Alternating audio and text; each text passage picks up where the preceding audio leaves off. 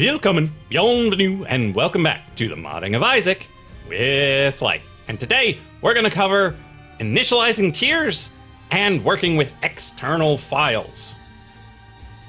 Well, once again, let's just get started. Take a look at what we've got.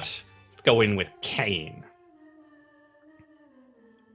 Now, Cain is perfectly ordinary, just fires totally ordinary tiers until we pick up our double rainbow all the way across the sky, and now he fires interesting tiers of various shapes, sizes, and colors. It's pretty cool.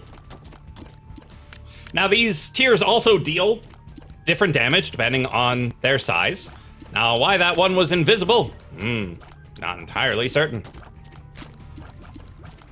But it changes the variants, it changes the colors, it changes the flags, the damage, and the size for each tier individually. Now, let's say we get an item like Cricket's body. Right now,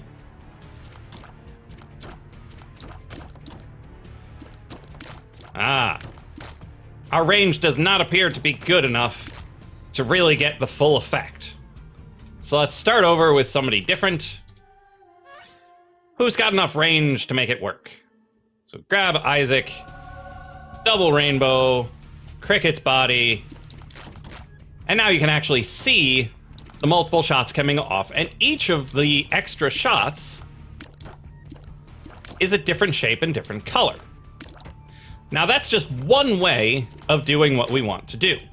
It is also possible to make it such that the resulting shots from Cricket's body are not different each time. They share the properties of the tier that created them.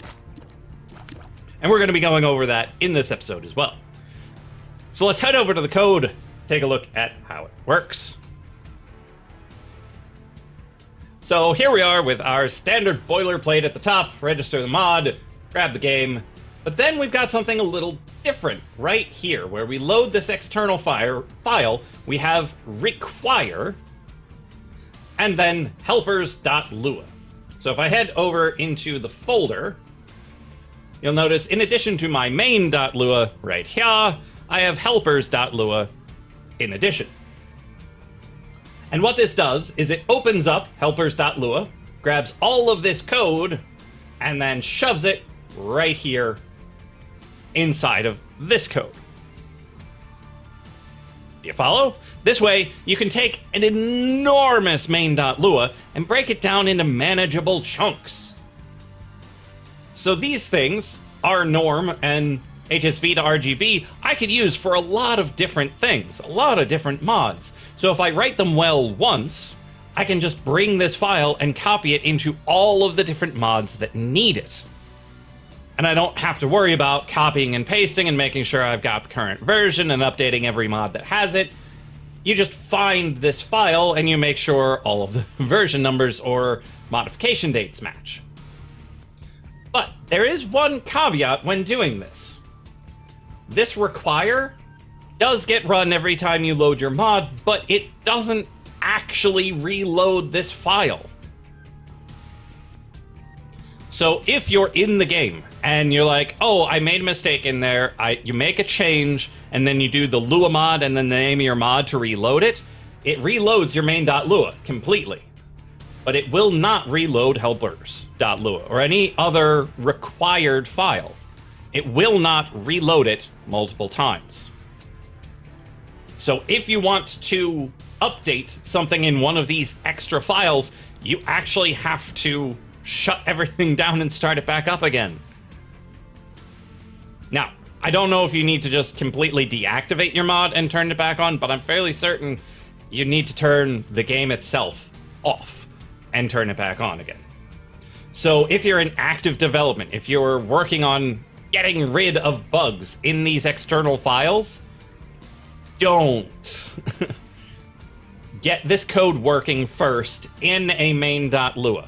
Make sure it works brilliantly and perfectly. Then you grab it, you cut it, and paste it into your new file, and put in the require. Such that you know it's going to work and you're not going to have to update it and you don't have to worry about why is this error not going away when I fix it? Always make sure any external files are perfect. Now that I've given enough warnings about those external files, you've seen the HSV to RGB before. It's something I've done with the colors back in the era of Rainbow Candle. You haven't seen this R norm before. This generates a random, normally distributed variable. Now, when people say they want a random number, a lot of times they mean they want a uniformly distributed random number. That every number within the range has an equal chance of being chosen. That's not always the type of random that you want. Sometimes you want randomness that is focused around a value, but kind of wanders off a little bit sometimes. And normal does that for you. It gives you a nice bell curve around a mean, that value that it really ought to be, with some deviations around it. Now, the larger the deviation, the larger and smaller the numbers you can get from it. In this particular case, I use the Boxmuller transform to take two uniform random variables and turn them into one. You could make a second one as well, but we don't need a second one. One normally distributed random variable. And you do that by taking -2, multiplying it by the log of the first thing, taking the square root, multiplying that whole thing times the sine of 2 pi times the second one. You multiply that thingamahoo's-what by your standard deviation, and then add your mean to it. That's a lot of work. But you don't need to worry about that work. It's right here. If you ever wonder how to do it yourself, you can always just Google Boxmuller transform or generate normal variables. But a little bit of code, we get a nice normal random variable such that most of your tiers are the same size. And on average, they are a normal tier. But some are bigger, some are smaller. Okay. Then we've got our item. Setting up the item as per usual. We spawn it at the beginning of a run. As per usual, we've done this tons of times before. Don't need to cover that. But then we've got the part where we actually initialize the tiers.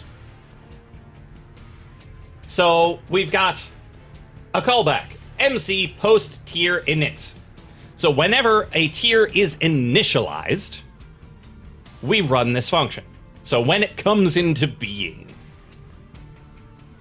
And that's why, even with the Cricket's body shots, those extra ones are initialized when they come into existence, so each one is randomized.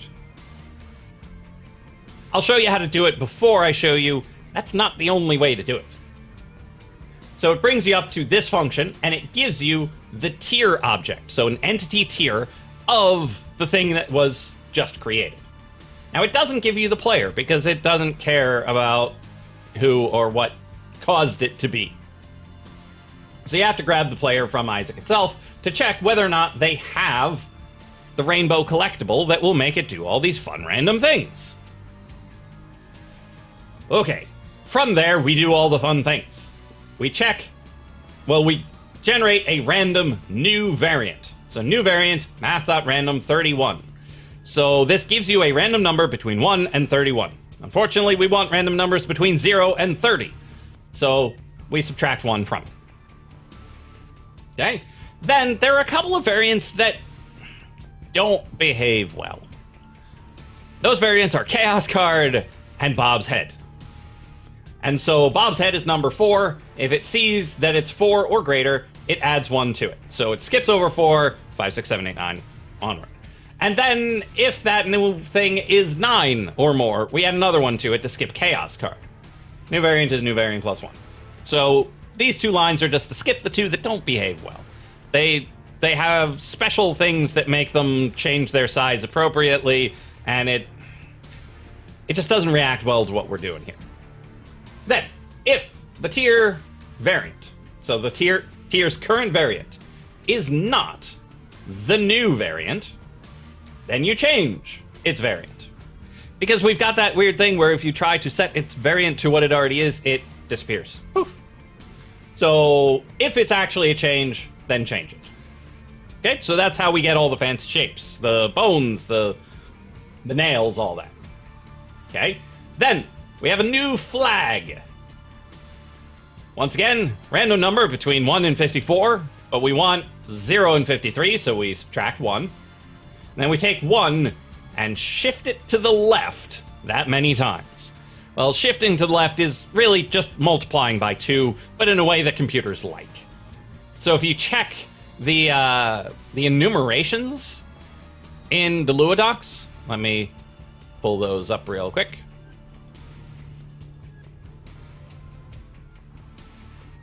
So here we are. Tier flags. Starts off at 0, which is normal. We don't care about that one. But then we've got 1 shifted to the left by 1, which is 2. 1 shifted to the left by 2 is 4, 8, 16, and so on down the line. I skipped Laser and Ludo because they're probably not great, so we're right here at the horn, and we're good to go. And so we shift by that many, and we get our new flag. It's just 1 bit at some point, and we take our current tier flags and set them to tier flags or the new flag. So we're not adding it, because if you already have that flag, it'll be a problem, because then it'll get rid of that and add the next one. It's not what you want. Or makes it such that if you already have it, nothing changes. If you don't have it, it includes it. It will never get rid of the one you currently have. So that's the flags. Then random color, HSV to RGB, we give it a random number between 0 and 1. If you give it a number, it's between 1 and that number. No number gives you between 0 and 1, which is what we want. And then 111 is for the saturation, total, value, which is the brightness, total, and the alpha, which is the opacity, total. So grabs us a new color, then we set the color for long amount of time, priority doesn't much matter, and then true false just gets it to do what it needs to do. And then we grab ourselves the new damage from our normal random variable with mean 0, standard deviation 0.3. You can fiddle with this however you like. Too much lower and you're not going to notice a change. Any higher and you'll get huge swings. I had this debug string here just such that I could see what numbers it was generating. And then we have a local factor, because I'm going to make this a multiplier instead of addition or subtraction, because you never know how much damage they actually have. And so what we're going to do is we have our factor being equal to 1. That's just if nothing weird happens. If the new damage is less than 0, so it's a negative change, we take that negative change and subtract 1, such that it's always 1 or more in the end. And we negate it. So it'll be 1 or 1.3, 1.5, 2.4. It's always going to be some positive number, and then 1 over that amount, such that we're dividing by some number that's greater than 1. If the new damage is 0 or greater, then we just take that damage, add 1, and we have our multiplication factor. So it could be 1, 1.3, 2, 5.7, anything of that sort, but it'll tend to be close to 1. Okay, so we've got our factor, so we take our tier's collision damage and set it to be the collision damage times the factor. Which means if it's this one, it gets smaller. If it's this one, it gets bigger. Same goes for the sprite scale, bigger or smaller. And then the size, I just take the size multi of x, multiply it by the factor, because most of these things are going to be round-ish. And then for the vector portion, we just take the size multi times the factor, and then the number of points. I still haven't looked into what that means. So, every time a tier comes into existence, it does all of these things. New variant, new flag, new color, new damage. All of them, and applies it. Now, that's not the only way you could do it. You could use a different callback. Our good friend, post-fire tier. Now, you'd think these two would do the same thing, but they're subtly different. Post-tier init runs whenever a tier comes into existence, whereas fire tier only happens when you are the one firing it. If something else causes it to come into being, post-fire tier does not get run. So let's save this. Let's head back over into the game. And let's do Lua mod rainbow. And now, whenever we fire, the resulting Cricket's body shots are the same as the shot that we fired, because we are not reinitializing them. And Cricket's body takes the tier that is hitting the ground to create the new ones. So let's head over here, take a little look at how well it works in combat. Doesn't seem too bad. And so that's how you can work with tiers. And, well, this is the sort of thing where you're like, oh, but I really want to have a random chance of firing a tier of my type. Well, I showed you lots of different types that you might want to add your tier as. You just pick which part of the code you need and under what circumstances you want it to do the change. Now, some caveats for working with this tier modification. You do need to keep in mind, there are tiers that get fired that you might not think are tiers, like Chaos Cards and Bob's Heads. If you just willy-nilly replace all tiers, you're going to replace those too. And that's no good. So you're going to need something in this area that says, if you have the collectible, and the tier is not of type Bob's Head, is not of type Chaos Card, is not this, is not that, is not some other thing. You need to make sure it only works in the circumstances that you really want it to. Now, if you have any questions on how to do that, leave a question down in the comment section or head over to the Discord. And whenever asking questions on the Discord, make sure that you explain exactly what needs to be done and what you've attempted so far, because it's a whole lot easier for us to help you if we know what trouble you're actually having. But if you don't put in a good faith effort towards trying to make it work, there isn't a whole lot that we can do. Because we're not going to write your mod for you, or else we would just write that mod. But we're always happy to help you if you've tried something and it just doesn't quite work. But always, always, always, always check your log file. In your Binding of Isaac Afterbirth Plus, not mods folder, log.txt has all sorts of useful stuff. And that's where the Lua debug stuff goes. And if you wrote something poorly. So, for example, I come in here and I add an extra end somewhere. We save it, we come in here, we reload our mod. It says success. Everything worked great. Except our mod doesn't work anymore. Oh, right. So I forgot to show you that. So we're here in the game, and yeah, it doesn't work anymore. So what do? Well, you reload your log.txt, and it'll tell you, albeit cryptically, what went wrong.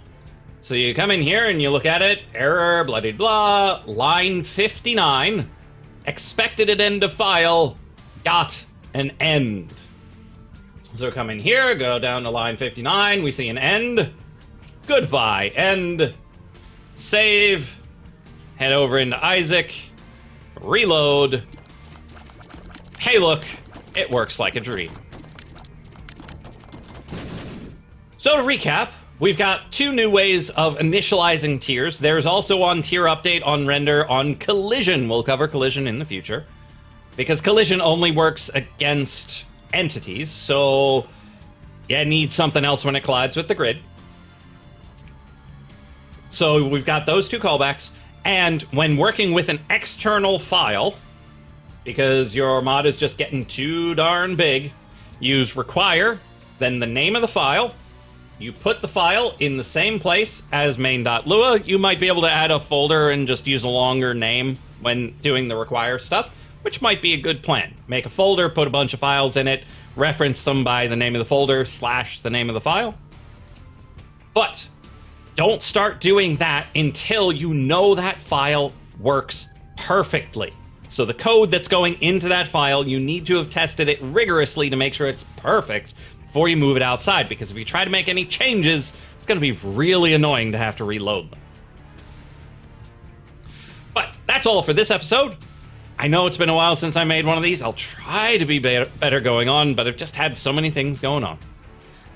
Either way, I will see you in the next episode of the Modding of Isaac with Lyte.